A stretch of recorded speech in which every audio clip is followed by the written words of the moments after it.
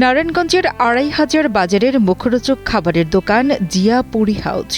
মাত্র ৮ বর্গফুট জায়গার এই দোকানের আয়েই চলত জিয়াউর রহমানের ৬-৭ জনের সংসার।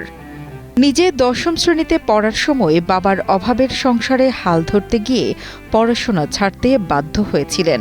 ২৩ বছর বয়সে বিয়ে করেন হোসনে আরাকে, যার নিজেরও ইচ্ছে ছিল পড়াশোনা করবার, কিন্তু অভাবের তাড়নায় দুজনের স্বপ্নই থমকে গিয়েছিল। আমার নাম মোহাম্মদ জিয়াউর রহমান জিয়া। দোকানটা প্রায় তো ৪৫ বছর হইব। এর আগে আমার আব্বা এখানে দোকান তৈরি করত। তখন নাম ছিল শরীফ টি স্টল। আমি এই দোকানের হাল ধরছি।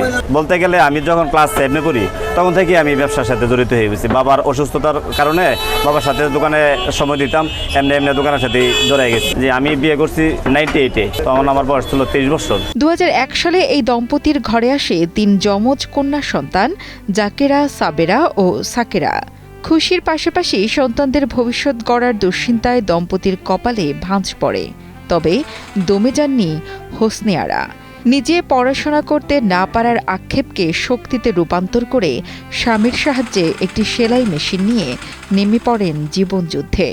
রাত জেগে পাড়া পড়শির কাপড় সেলাই আর দিনের বেলা ৩ দুগ্ধপোষ্য সন্তানের পরিচর্যা।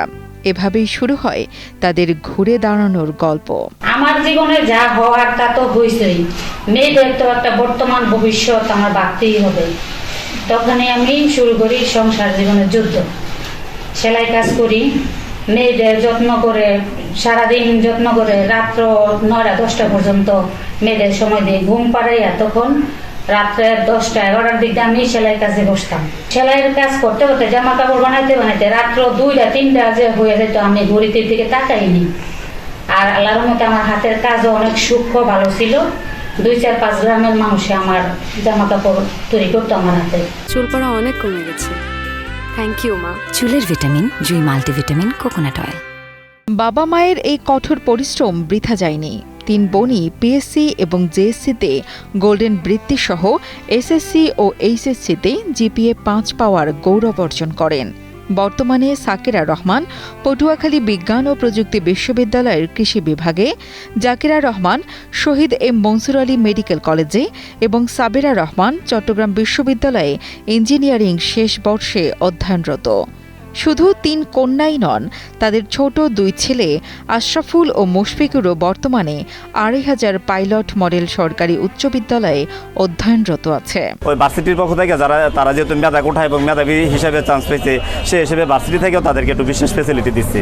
ও বাড়তি কোনো ফি লাগে না, ওই টিউশন ফি লাগে না, শুধু খালি জাস্ট ওই হোস্টেলে যে খরচটা হয় তাও সামথিং। আমার ভবিষ্যৎ পরিকল্পনা হচ্ছে একজন ভালো ফুড ইঞ্জিনিয়ার হওয়া, মানে ফুডের যে কোয়ালিটি কন্ট্রোল এবং কোয়ালিটি ইন্স্যুরেন্স এগুলো হচ্ছে মান নিয়ন্ত্রণ করা এবং আমাদের দেশবাসীকে খুব নিরাপদ খাদ্য সরবরাহ করা। আল্লাহর কাছে অনেক অনেক বেশি কৃতজ্ঞ যে আমার এরকম বাবা মা পেয়েছি যারাই আমার এই পথ চলার প্রথম অনুপ্রেরণা।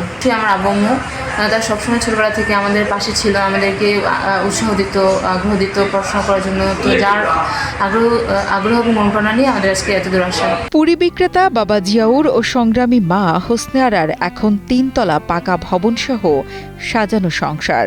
দারিদ্র্যকে জয় করে সন্তানদের উচ্চশিক্ষায় শিক্ষিত করা এই দম্পতি এখন পুরো ২৫০০-এ এক অনুকরণীয় দৃষ্টান্ত। সুভাষ সাহার পাঠানো তথ্য ও ভিডিও চিত্রে ডেস্ক রিপোর্ট, কালের কণ্ঠ।